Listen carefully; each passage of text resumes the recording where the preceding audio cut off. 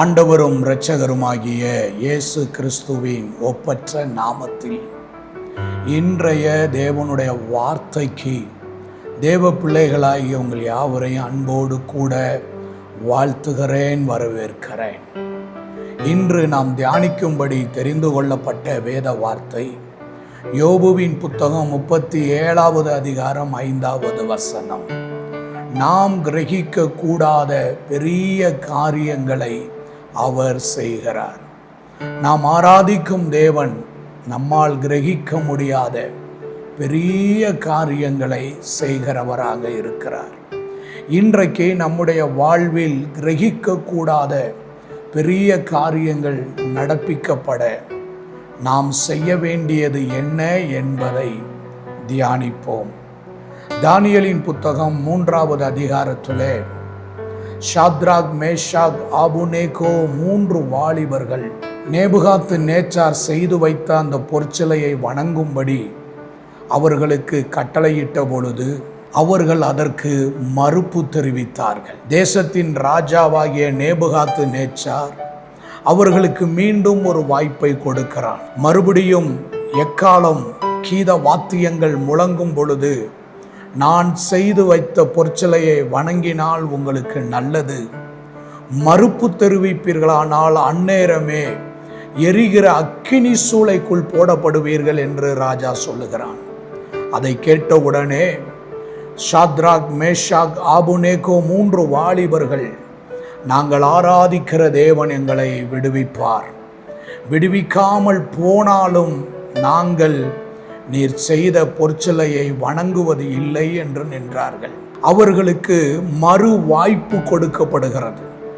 ஒன்று, அவர்கள் தப்பி பிழைப்பதற்கு, உயிரோடு இருப்பதற்கு ஒரு வாய்ப்பு கொடுக்கப்படுகிறது. வாய்ப்பு கொடுக்கப்படுகிற அதே நேரத்தில் அந்த வாய்ப்புக்கு மறுப்பு தெரிவிக்கும் பொழுது 7 மடங்கு சூடாக்கப்படுகிற அக்கினி சூளைக்குள் போடப்படுவீர்கள் என்று சொல்லப்படுகிறது.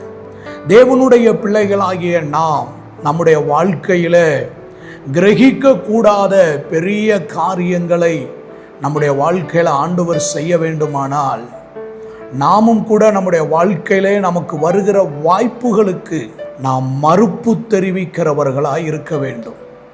ஒருவேளை மறுப்பு தெரிவிப்பதினால் நமக்கு உயிர் சேதமோ பொருள் சேதமோ ஏற்படக்கூடிய ஒரு நிலை இருந்தாலும் கூட தேவன் மேல் விசுவாசத்தோடு நாம் மறுப்பு தெரிவிக்கும் பொழுது நாம் கிரகிக்க கூடாத பெரிய காரியங்களை தேவன் செய்கிறார்.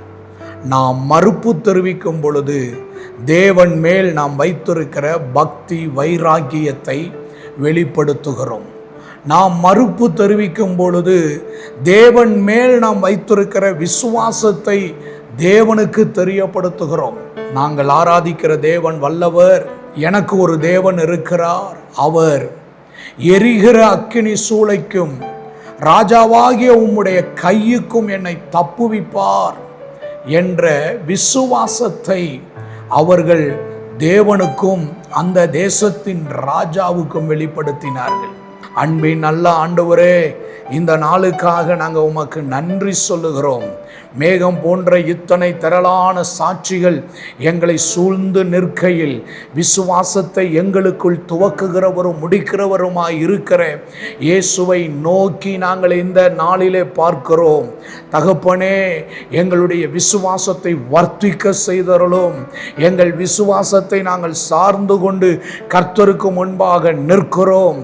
ஷாத்ராக், மேஷாக், ஆபுநேகோ வாழ்க்கையிலே கிரகிக்க கூடாத பெரிய காரியத்தை செய்த ஆண்டவர் இன்றைக்கு இந்த வார்த்தையை கேட்ட உம்முடைய பிள்ளைகளின் வாழ்க்கையிலே கிரகிக்க கூடாத பெரிய காரியங்களை கர்த்தர் நீர் செய்தருளும், ஆசீர்வதித்தருளும்.